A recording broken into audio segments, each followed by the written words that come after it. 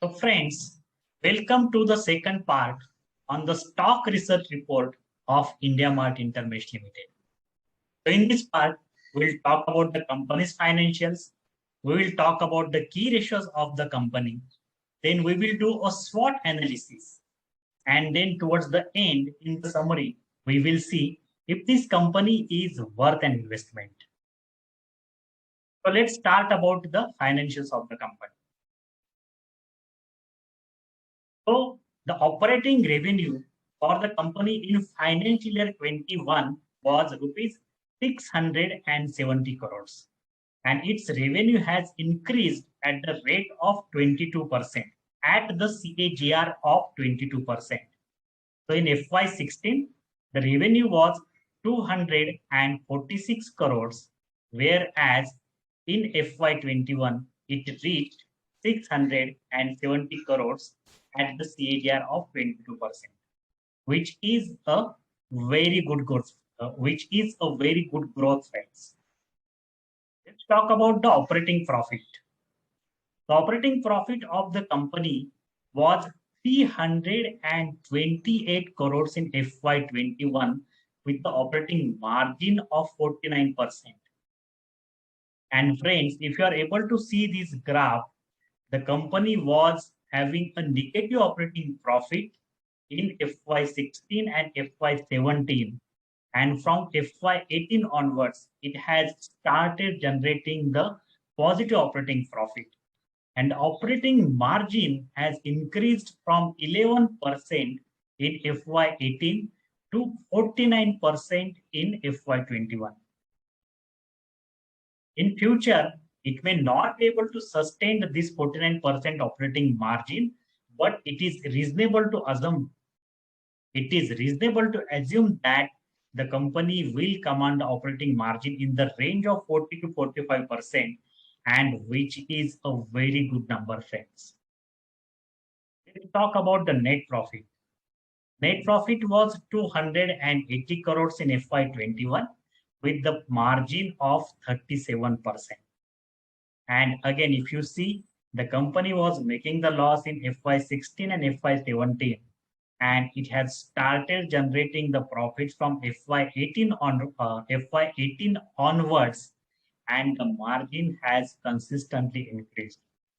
So from 13% margin in FY18 to approximately 37% margin in FY21. So this clearly reflects the company's growth in revenue, operating profit, and net profit, with increase in the margins in operating profit as well as net profit. Let's talk about the balance sheet strength, operating cash flow. The company had generated the positive operating cash flow from FY18 onwards. And in FY21, the operating cash flow was 323 crores. Let's talk about the supplier growth. So the paid suppliers has grown at a CAGR of 16%.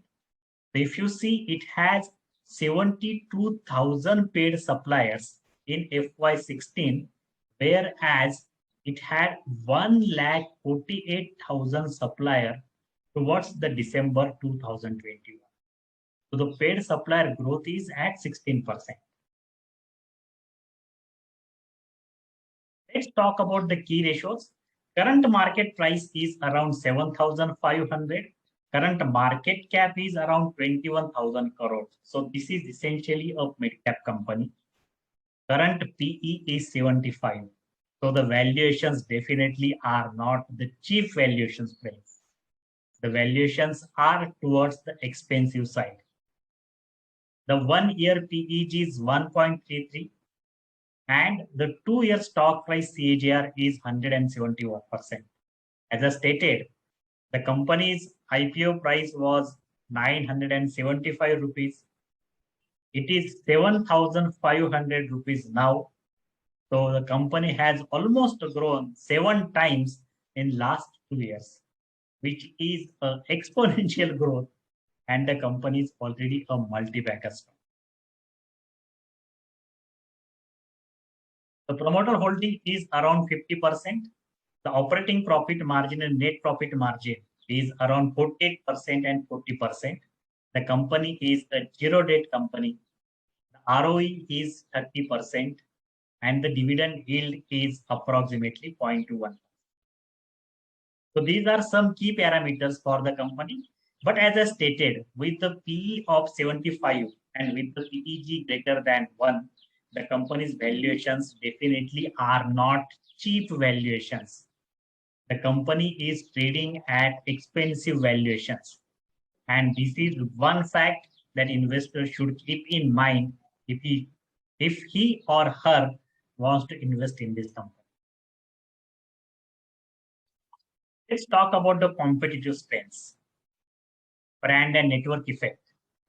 100% organic search, 55% repeat buyers, 4.6 play ratings, around 74 million listed products, product diversifications, reviews and ratings, pricing, photos and videos displayed on the app as well as on the website.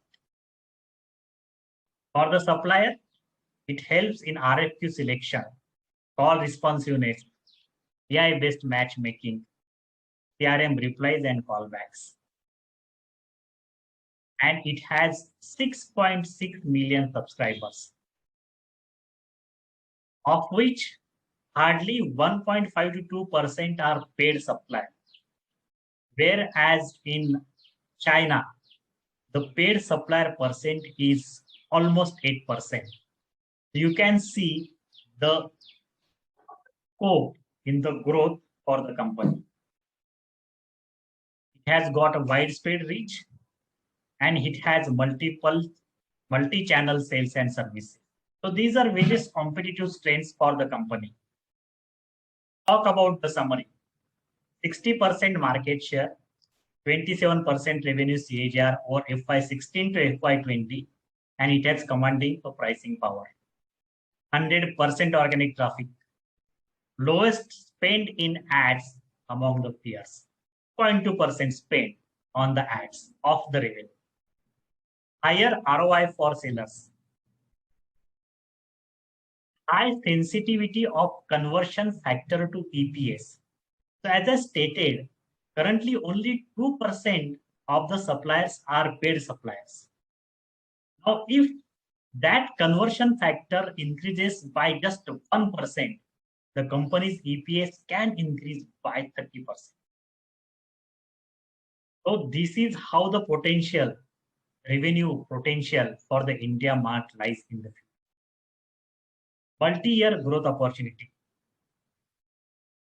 Only 1% of the addressable suppliers pay for listing services versus 4% in China. SWOT analysis, negative working capital, strong balance sheet, diversified product, services, and geography. In the weakness, rise in competition can threaten its monopoly. Multiple options for sellers, increase in marketing spends. This could be the weaknesses. Opportunity, B2B marketplace is a multi-year growth opportunity riding on the e-commerce and digitization. And threats, extended lockdown in FY22 may impact its revenue in the near term, and the recovery can happen only after FY22 or FY20. So let's see, friends, the $1 million question, is company worth the investment? Should you invest?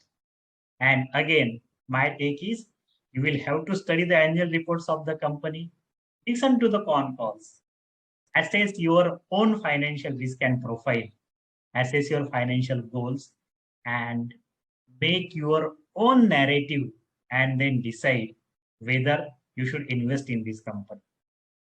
The only point I can tell friends is the digitization wave is going to stay here for next 5, 7, 10 years.